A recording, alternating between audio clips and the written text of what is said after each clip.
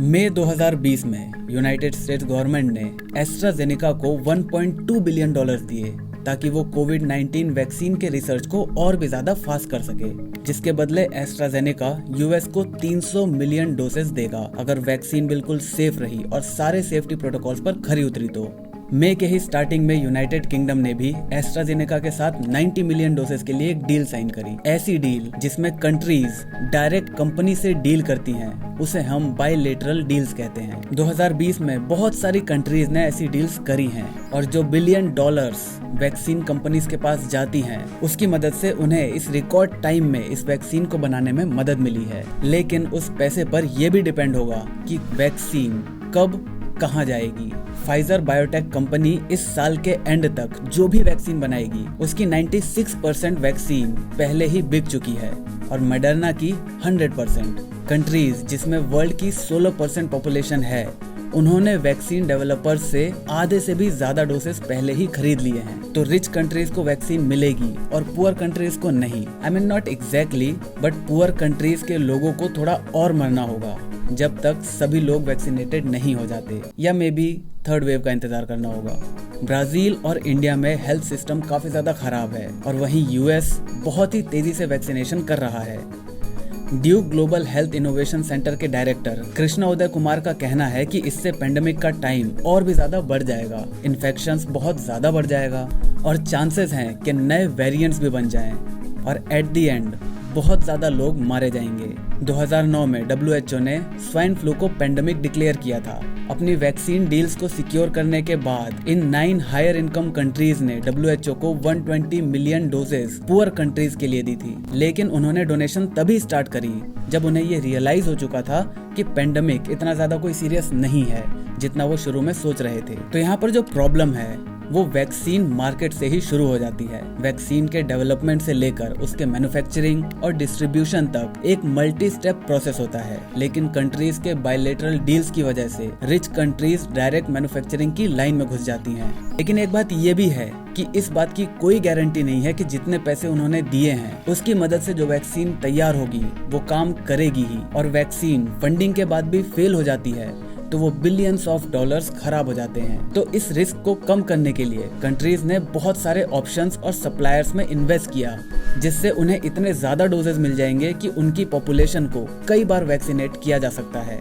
और ऐसे में अगर एक जगह से उन्हें कोई दिक्कत आती है तो उनके पास दूसरे सॉल्यूशन भी मौजूद होंगे। मार्च 2021 तक कनाडा ने 300 मिलियन से भी ज्यादा डोसेस सिक्योर कर ली हैं और ये उनकी पॉपुलेशन को करीब 5 बार कवर कर सकता है। और जो डील यूएस ने की है उससे यूएस की पॉपुलेशन को 2 बार कवर किया जा सकता है। यूएस ने एस्ट्राजेनेका से 300 डोसेस पिछले साल ही सिक्योर कर ली थी, लेकिन अप्रैल तक उसे कंट्री में यूज करने का अप्रूवल नहीं दिया था। फाइजर और मॉडर्ना की जो डोजेस गवर्नमेंट ने खरीदी थी उससे उनकी लगभग सारी पॉपुलेशन कवर हो जाएंगी। लेकिन उसके बाद भी एस्ट्राजेनेका से जो डोजेस आएंगी वो उनके पास लगभग एक तरह से एक्स्ट्रा ही पड़ी रहेंगी। अब बाकी सारी कंट्रीज इस तरह का मल्टीपल हाई रिस्क अफोर्ड नहीं कर सकती, इसीलिए वो वैक्सीन के अप्रूवल का वेट करते हैं। लेकिन तब तक कंपनीज के पास इन कंट्रीज के लिए अवेलेबल वैक्सीन होती ही नहीं है। एग्जांपल के लिए पेरू ने एस्ट्राजेनेका के साथ बायलैटरल डील की, लेकिन उनको सितंबर तक कोई भी डोज नहीं मिलेगी। तो क्या मैन्युफैक्चरिंग पर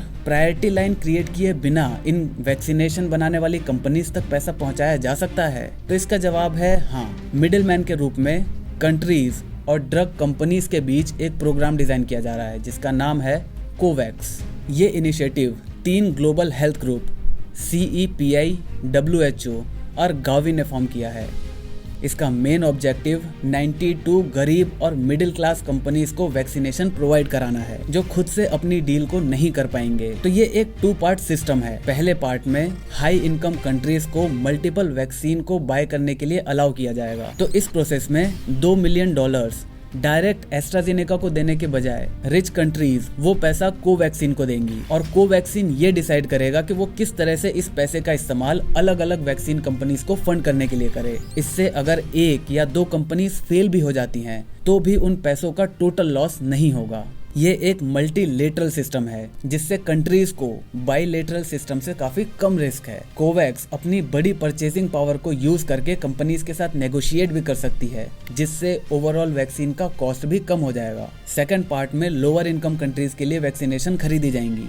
अब उनके लिए पैसा या तो रिच कंट्रीज देंगी या फिर वो किसी चैरिटी के पैसे का इस्तेमाल करके उनके लिए डोसेस को खरीदेंगे। इस चीज के लिए अभी तक सिर्फ यूएस ने करीब $4 बिलियन की फंडिंग कोवैक्स को दी है ताकि वो गरीब देशों के लिए वैक्सीन खरीद सके।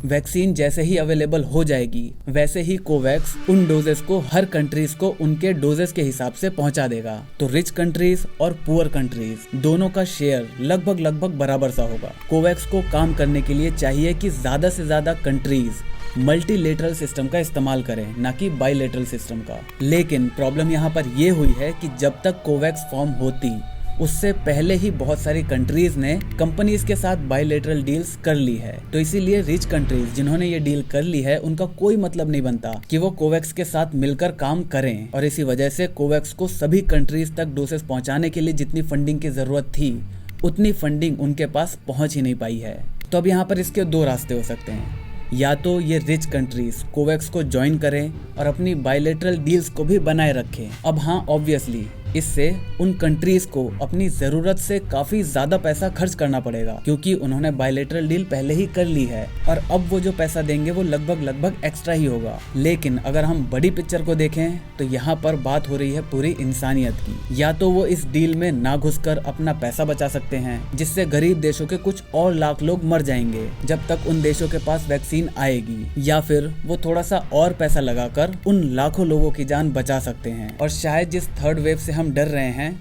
दुनिया उस थर्ड वेव को कभी देख ही ना पाए। इसी के साथ यूएस और यूके दोनों ने कोवैक्स को ये प्रॉमिस किया है कि जैसे ही उनके रिक्वायर्ड डोसेस उनके पास आ जाएंगे तो बाकी बची हुई जितने भी डोसेस हैं वो उन्हें कोवैक्स को डोनेट कर देंगे। लेकिन अभी भी यहाँ पर सिर्फ 2 कंट्रीज ही सामने निकल कर आई हैं, बाकी कंट्रीज को भी सामने आना पड़ेगा।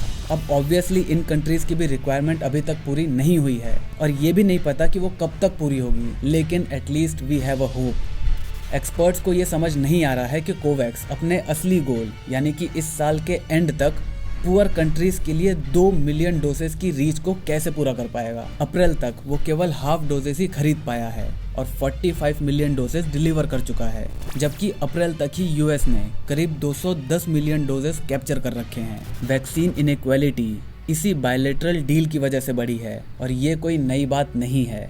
इंडिया में ये हमेशा से होता आया है, सारी ज़रूरत के सामान पहले पैसे वालों के पास जाते हैं, उसके बाद गरीबों के पास। लेकिन बस इस बार का सीन ये है कि ये चीज़ ग्लोबल लेवल पर हो रही है और उन गरीब कंट्रीज़ को वैक्सीन के लिए कितना वेट करना पड़ेगा इसका जवाब अभी किसी के पास नहीं है।